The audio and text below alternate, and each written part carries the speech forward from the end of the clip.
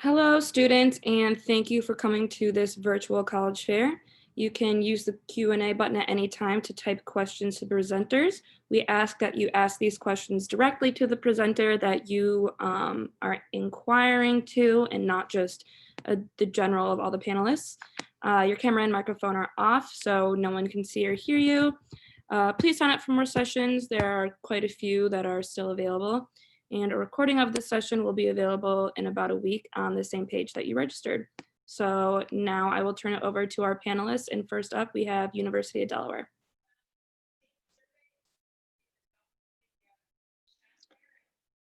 Good evening to those on the East Coast. For those on the Central, Mountain, and Pacific time, good afternoon. My name is Chuck Lydiard. I represent the University of Delaware. And let's get started. University of Delaware is a Tier 1 research school, the flagship university in the state of Delaware. I'd like to always point out the exact location where Delaware is. I'm based in Southern California here, so a lot of students and families out here have questions on where to actually travel to get to Delaware. And I think Philadelphia is the closest international airport to get you closest to Newark, Delaware. It's about a 45-minute drive away. But as you see by the map, we're conveniently located to 4 major East Coast cities. A little on the outside is New York City, Washington, D.C., and a little bit closer is Baltimore, but we're right along the I-95 corridor, in fact, right off the exit. And the I-95 corridor runs all the way from Maine down south to Florida. So we are very convenient to get to from generally anywhere in the United States. And also you can see we're really close to the Atlantic Ocean as well. But where our students have a lot of social and academic urban options, we're a real residential campus. We have close to 1,000 acres. However, most of it is centralized around the large quad that you see running from the top to bottom, the open green space called the Green. But from looking at the architecture, we're an East Coast classic. We have a lot of the Georgian red brick, white column. That ambiance is really what a lot of students are looking for in a mid-Atlantic university. About our campus size, we are at just about 18,000 undergraduates. But we only have about 5,500 graduate students on our campus here. So you can tell that we have about 75% of our students are undergraduate, and our focus is on educating and opportunities for undergraduate students primarily. Because we are a flagship institution, many think that we are mostly catering to Delawarean residents, but in fact, 70% of our students are not from the state of Delaware. Primarily, they're coming from Chicago based east, and we have a lot of representation from New Jersey, Pennsylvania, Maryland. But for those that are coming and looking from Chicago, the central, up in the New England area, even the West Coast, we have really great representation and have about a good portion of international students as well. But a lot of our students like some great attributes about Newark, Delaware. They like the fact it is a college town. We have Division I athletics. A lot of students just really love the ambiance and the feel of a college town in Newark, Delaware. And one of the main highlights is our Main Street area, which is about a 10-minute walk from the center of campus. So technically Main Street is off campus, but we have 80 different boutiques, restaurants, and shops that are independent of the school. Allows our students to spread out, to relax, to take small groups to study, to hang out before a Division I contest.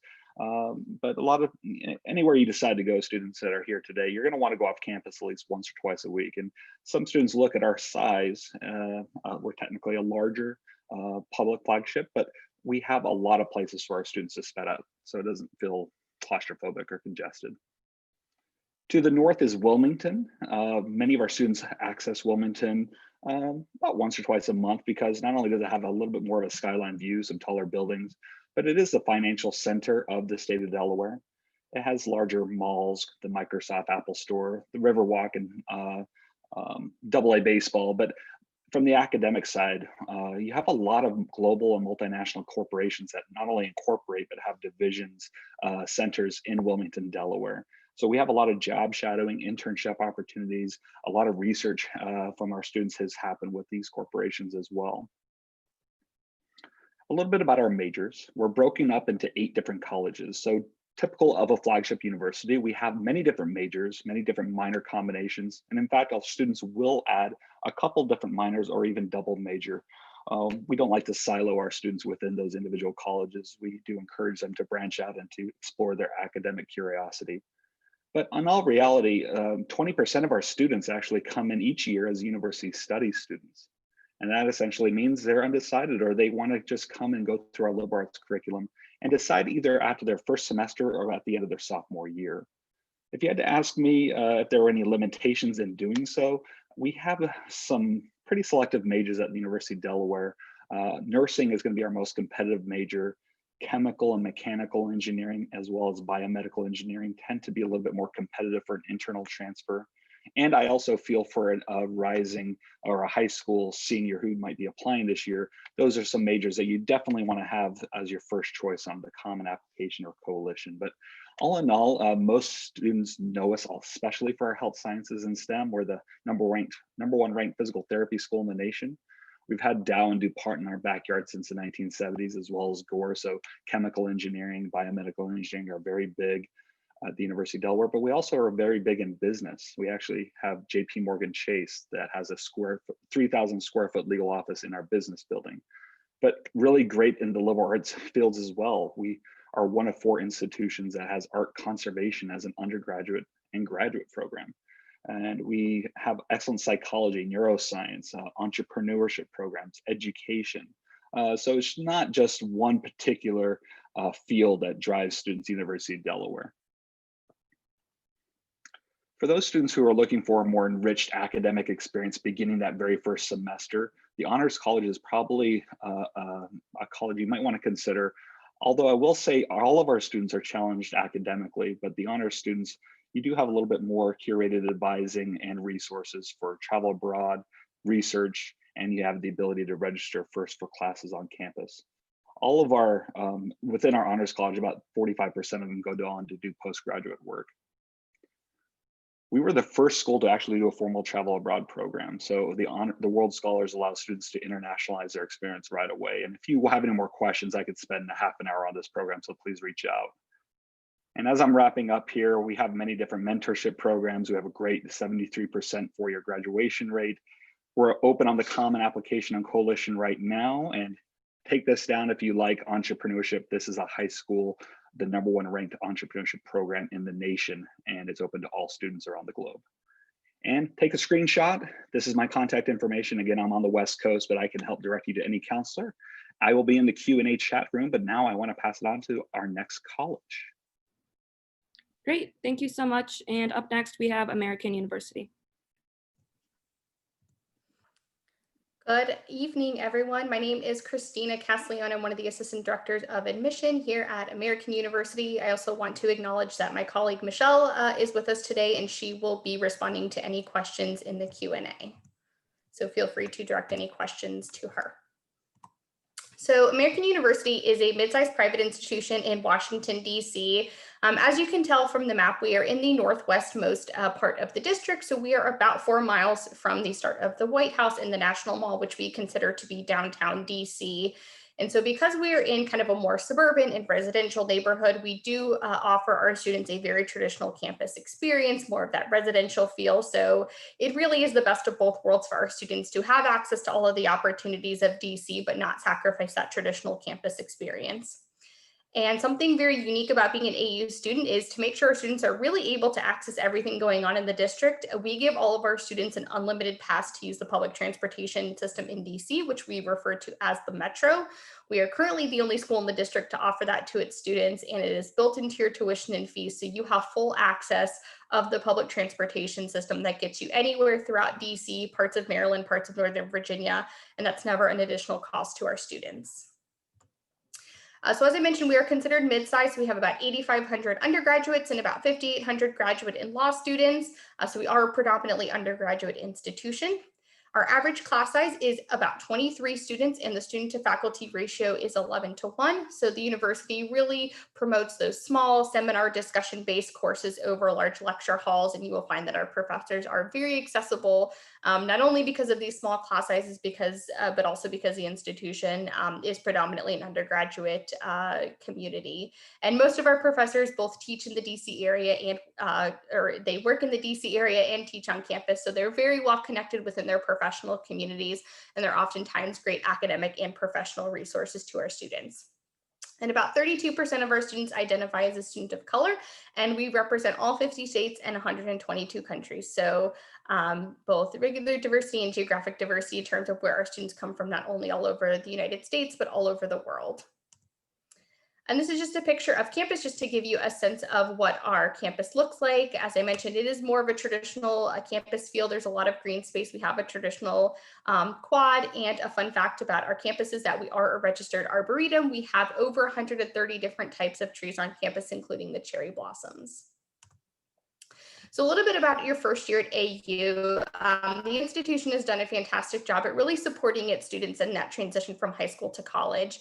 So your first year, you will be assigned a first year advisor who sees a caseload of no more than 76 students. And that advisor will not only act as your academic advisor and honestly just be your resource as you make that transition to college, but they will also teach your first year experience course, which is really aimed at setting students up for success the minute that they arrive on campus. So the first semester is all about learning about different resources on campus, different offices of where our students can go to in different scenarios. And the second semester is helping our students navigate, difficult but very important conversations surrounding topics such as race and privilege and inequality, and helping students navigate these conversations in a very productive and respectful manner, because they come up all the time, not only in class and on campus, but also just being a member of the DC community. AU is broken out across 6 undergraduate schools. I'm not going to dive too deep into any of these for the sake of time, but I just want to highlight the level of academic flexibility that our students are offered. So something unique about our admissions process is when you apply to AU, you are applying to the university as a whole. You do not need to apply into any of our majors or programs. So that really allows students the flexibility to explore different majors, explore different disciplines, take classes across the different colleges, and then declare your major by the end of sophomore year. We oftentimes get asked, can I double major across different schools? Can I take classes across different schools? And the answer is absolutely yes. We never limit the types of courses our students are able to take, and you can definitely, combine different areas of study, even though they may be across different schools. So the level of flexibility is extremely high, and we're always encouraging students to explore different programs. Some of the majors that we're more known for are international studies, political science, obviously because we're in DC. We also have a very strong journalism and film and media arts program. We have a dean's internship program directly with the Washington Post, where our students can intern with the Washington Post. So journalism is a fantastic major at AU. And we also just opened a brand new Hall of Science on campus to really dedicate more resources to our STEM programs. So this is a 125,000 square foot state-of-the-art facility with brand new classroom and research and lab spaces, really dedicated to more of our STEM programs. So we're really known for a lot of different majors across these different schools. Experiential learning is also a huge component of the AU experience, particularly internships and studying abroad. About 91% of our students complete an internship before they graduate, so that's nearly everyone, and the university really supports its students throughout this process through the Career Center. But honestly, as long as you put yourself out there and utilize the resources on campus, you'll absolutely be able to find an internship, and they certainly extend well beyond your traditional political science or Capitol Hill internships. You can definitely find an internship regardless of your major or academic path. Studying abroad is also very popular. About 70% of our students go abroad before they graduate, and we have about 150 total program offerings. We are a Division I athletic school, so we have 15 D1 sports teams and about 45 club and intramural programs, as well as 150 different clubs and organizations for students to participate in. And finally, just to give you kind of a high-level overview of our admissions process, we have our 3 deadlines there and the complete application checklist you can see on the screen, as well as find it on our website. The kind of last bit of information I want to share before I pass it off to the next university is that we are a test optional school. AU has been test optional for over 10 years now, so our staff is extremely familiar with reviewing applications that don't include a standardized test. So I can assure you all that may be thinking about applying that you do not need to include your test scores as part of our application process. And I will go ahead and pass it over to the next university. Feel free to, that's my contact information, feel free to jot that down and also put anything in the Q&A for Michelle to respond to. Thank you. Awesome, thank you so much. And up next we have Goucher College. Okay, so hello everyone, my name is Megan Steele. I'm one of the admissions counselors at Goucher College. Goucher is a small private liberal arts college located just outside of Baltimore. And I think that is one of the things that I want to start with. Given our location, especially if you were looking at a lot of other small liberal arts schools, you might notice that they're sort of in the middle of nowhere. And Goucher has this benefit that we have this traditional residential campus, and yet we are 20 minutes from Baltimore. So this allows students to have internship opportunities, to participate in community-based learning opportunities, and also just to explore as well. We have a free student shuttle that takes students directly into the city. And then from there, it's really easy to get sort of through all that northeastern seaboard. We're about an hour from DC, so that is definitely something that our students are taking advantage of.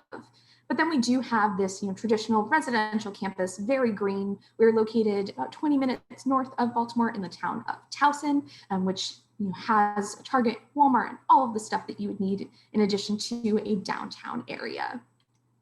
And then looking at the breakdown of who Goucher is, we are a private residential liberal arts college. As I mentioned, we have about 1,400 undergraduate students, as well as about 700 graduate students that are primarily doing online programs. So the undergraduate experience absolutely is the focus of our college. We have a 10-to-1 student faculty ratio with an average class size of about 17. I know students that have had classes as small as 6. So you will not find giant lecture halls on this campus. Your professors absolutely get to know you, you get to know them. And this means that the majority of our classes are discussion-based as well.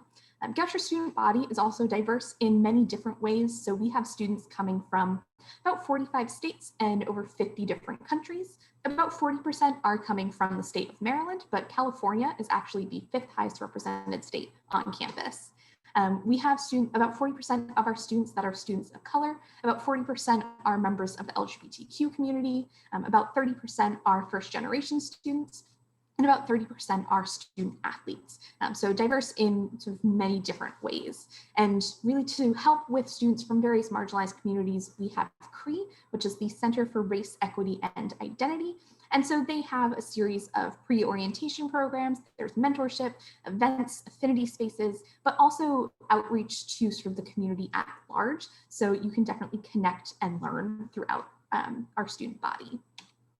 When it comes to academics, Goucher has moved away from the traditional checkbox system of gen ed requirements and instead created a series of interdisciplinary seminars. So this begins with the first year seminar that is based on an interest that does not have to be related to a potential major. And then with 2 complex problem exploration courses where you are looking at one specific topic from a variety of different subject areas. So for instance, there's a course called Disease and Discrimination that looks at AIDS and diabetes from both a biological and a sociological standpoint.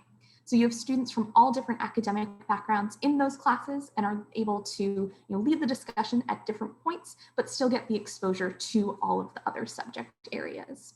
Goucher then also has 3 areas of proficiency in data analytics, writing, and foreign language and culture.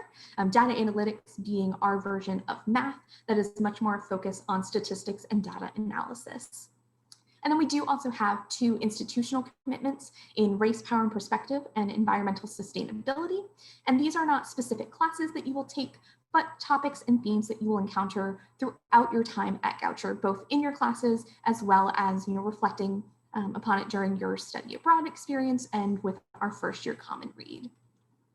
So Goucher offers over 30 different majors and minors, as well as concentrations, including concentrations in secondary education and pre-med.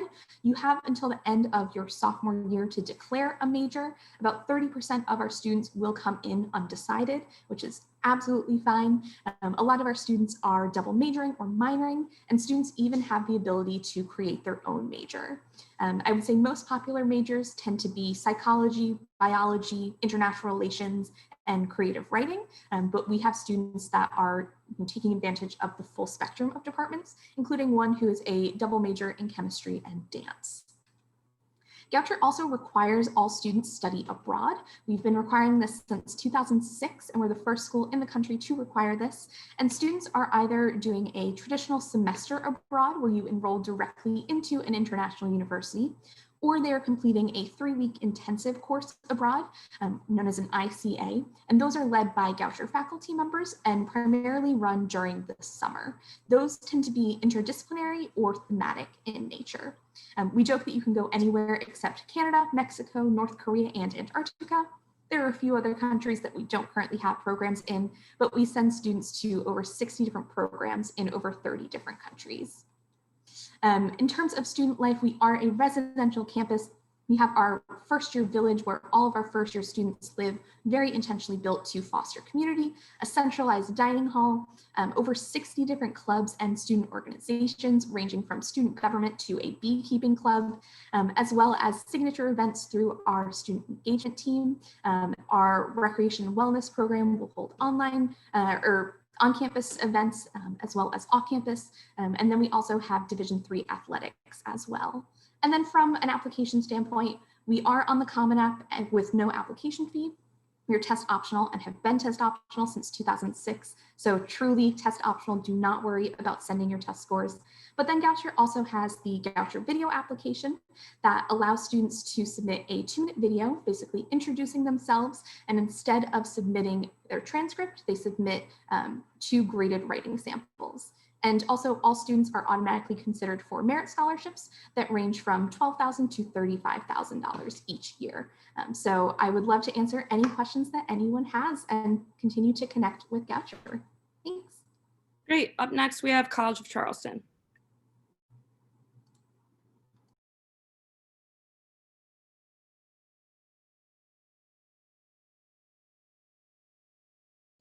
I will unmute myself as I was saying. My name is Patrick Mazer. I am an assistant director with the College of Charleston. I am based in New Jersey. I work exclusively with students in New Jersey, Pennsylvania, and Delaware. I'm also joined this evening by my colleague, Fred Quick, who's in the chat and able to answer any questions that you all may have there.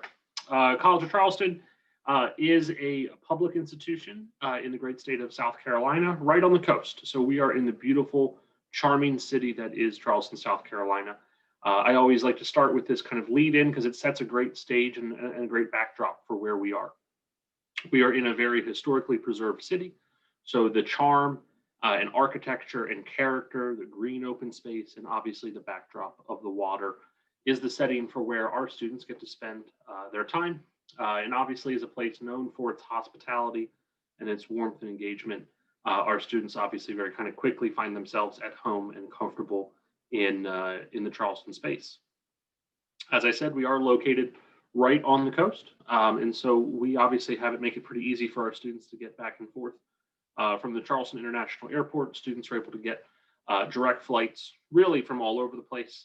And obviously, since, like I said, since it is a major tourist destination, there's going to be a lot of options for students. And sometimes there might be a connection for students in Charlotte or Atlanta. But most of the East Coast and a number of other locations are going to have multiple direct flights on any one given day. Taking a step on campus, we are very proud of our history. At this point, we are more than 250 years old. And so you see this wonderful neoclassical architecture in many places throughout campus. But this is a view from what we call the Cistern Yard. It is our big green open space and very much the crossroads of campus where students are often found spending time, relaxing. It is also the site of our graduation. We do hold our graduation outdoors in this wonderful space. So it is, I think, a good setting for where we are. It is an urban campus. Like I said, we are a public university within the state of South Carolina. We're about 50% in-state, about 50% out of state. Most unique is our size. We are solidly mid-sized with 10,000 undergraduates, about 1,000 graduates, and we currently don't have any PhD students. So we are, to our core, an undergraduate institution focused on the success of our undergraduates and really doing our, everything we can to help those 18 to 22-year-olds succeed and thrive on our college campus. Looking at that size of 10,000 students, it obviously is large enough to offer our students a lot of resources. And for us, that looks like more than 140 majors and minors, more than 85 study abroad programs, students from 62 foreign countries, 48 states, every background, socially, politically, economically, religiously, identity, you name it. Very proud of that diversity. On the other end of that 10,000 student spectrum, we do place a really big emphasis on our students having a very strong and engaging relationship in the classroom. So that's connecting with their professors, but also connecting with their fellow students. Our average class size of 23 and our student teacher ratio of 16:1 really bolster this focus and this direction for us. We are Division I. We play in the Colonial Athletic Association with 19 different Division I sports. Basketball is our big school spirit. Our most successful is sailing. We have 7 national championships in sailing. One of those hints that we're very much on the water and very much close to the coast. In terms of our programs, you see a snapshot by enrollment of our most popular programs. All told, though, we do have more than 140 of those majors and minors, as I mentioned. And you'll find from this list, obviously, a lot of opportunities from the liberal arts and the humanities and social sciences, education, foreign languages, a number of health fields, STEM, very well covered, science, technology, engineering, and math, and business. Business has increasingly become a very popular destination for our students. With 7 to 8 million tourists making their way to Charleston every year, tourism and hospitality has increasingly become a very popular path, as well as supply chain and international business. Charleston is a deep water port receiving some of the largest ships on the East Coast. So a lot of international trade is going in and out right in our backyard and providing our students with a great opportunity to connect to those resources and take advantage of what it has to offer. We are on the Common App. We also have our own application. We've had an early decision deadline about a week and a half ago, and our next application deadline will be on our early action deadline on December 1st. That is non-binding. It is an opportunity for those students to get their application in and get through the process as quickly as possible. Our regular notification deadline will be February 15th, and then we will work on getting through those decisions as quickly as we can. We do have an honors college at Charleston. It is a competitive and selective program, about 10% of our student body. It's for those students looking to increase the rigor and challenge of their academic courses. There's also going to be some additional focus on study abroad, on student research, as well as additional pushes towards internships and other opportunities there. In closing here, I will share my contact information as well as Fred's. We're always happy to help and answer any particular questions you all may have. But we'd love to have you visit on campus when you're able. We realize it remains a challenge, but hopefully you have a chance to come down and experience the Southern hospitality in person. And with that, I'll turn it over to our next school. Cool. Thanks, Patrick. And last but not least, we have University of South Carolina. Everybody, sorry. Joy of Zoom. It's gonna work, I promise. Here we go. Hi, everybody. My name is Mike Pezzi. I am the New England Regional Rep for the University of South Carolina. Large public flagship in the state of South Carolina. We're located in the capital city of Columbia. As many of my colleagues have already shared, much like their universities and colleges, the surrounding area is such an integral part of our student experiences at South Carolina as well. Being in the capital city provides opportunities to our students, whether it be socially, internships, co-ops, etc. It really does become, when you come to South Carolina, it really does become a large campus that kind of bleeds into the city of Columbia in so many different aspects, and so many opportunities are presented to our students in the city of Columbia. We are dropped in the center of the state, which essentially means we're 90 minutes from the coast, we're 90 minutes from the mountains. You have access to wonderful opportunities, again, socially and academically, within the city of Columbia, in addition to what's coming to you on campus at the university itself. One of the interesting things about us is, out of a large public flagship of 27,000 students, we're almost 50-50 in-state to out-of-state, which is pretty atypical when it comes to a school of our size, being a state university. But it's one of the advantages, I think, when I represent the university to my New England students and my other regional colleagues across the country. It allows us to present a message and send a message to the students that you do not feel out of place when you come to South Carolina, even though we're that large public flagship. Our students, our South Carolinian students, are very welcoming, and our out-of-state students feel very comfortable when they come to the University of South Carolina. As you can see there, the top represented states from outside South Carolina are spread all across the country. And as I mentioned, I am the New England rep. There are representatives like me spread all across the country. So when we get to the last slide, the contact slide, you're going to have an opportunity to see how to connect with your particular regional representative for South Carolina. We are a Tier 1 university, research university, with 56 nationally ranked academic programs. One of the surprising things on this slide is that 17-to-1 student to faculty ratio. Again, when you talk about a school of 27,000 undergraduates. You don't really expect that particular kind of contact with your faculty members, but we afford that to you when you come. They are available to you. They're all office hours are always available to you. And certainly you can make that connection with faculty more than you might expect from a school of our size. You'll see the 300+ unique degree options that we offer, and those are going to fall into these 12 different schools and colleges at South Carolina. 50% of our students are coming to our university undecided. And they're knowing that when they come, they're falling in love with the university itself and are realizing that their academics are going to fall in line with that eventually. They're going to find their home in one of these different 12 schools and colleges and university. And as you can see, we have pretty much anything you can possibly think about. So the idea of, as you navigate this process, just finding the school, and hopefully it's us that you're going to fall in love with, and knowing your academics, like I said, are going to fall right in line with that eventually. We do offer Carolina elite programs at South Carolina for those students who have achieved high academic success. We have a top-ranked honors college at South Carolina. We also have a capstone scholars program. The differentiation is the honors college requires an application process. It's a little bit more intense, and it's a full 4-year honors college at South Carolina.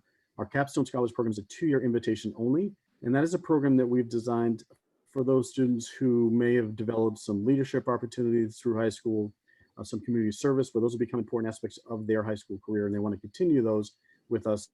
That Capstone Scholars program is a great opportunity for them. Both of the programs have specific study abroad programs, specific academic classes designed just for those students as well. With 500+ student organizations on campus, also being a Division I Southeastern Conference university, there is a lot to do on our campus. Students are never bored. I oftentimes will say, if you're bored at South Carolina, it's because you've chosen to be bored at South Carolina. There is so much to do at our university on and off campus. You really just kind of get the idea of success at South Carolina comes from the goal of being involved as much as possible when you get to campus. You want to throw yourself in with both feet into the different organizations and opportunities that we have to really get the most out of what we have to offer.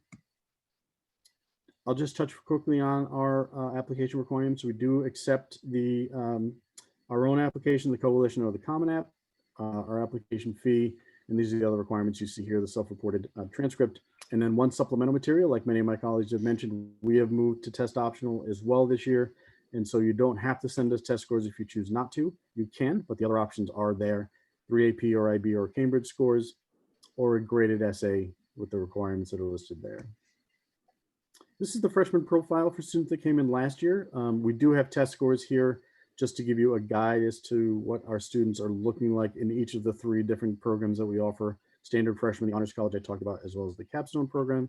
And you can see that GPA there, which is a weighted GPA. We'll use off of your transcript using the 19 core courses that we require for our students that are applying. And some deadlines. Our early action deadline, unfortunately, just passed, but we have a December 1st regular application deadline. For those students interested in the Honors College application, we need that submitted by November 15th, with the recommendation letters by December 1st, and then our credentials deadline of February 1 for those students that are applying regular by December 1st. Just a scan of our tuition and fees. As you can see, there out-of-state fees. We offer 96 students are on some form of financial aid, as well as 33% on some type of merit scholarship. So we do shave into that amount, that cost that you saw on the last slide, pretty significantly for most of our students. And then here's our contact slide. As I mentioned, we have representatives all across the country. So wherever you're located, go to that link there and you can find your specific representative. But thank you all for joining us today. Great, thank you panelists, and thank you students for joining us. When you close the window, there'll be a quick 4-question survey. We appreciate any feedback you might have. Again, sign up for more sessions. This is just one of the many that are happening, and a recording of this will be available in about a week on the StriveScan website, which is the same place that you registered. So thank you everyone, and have a good rest of your night.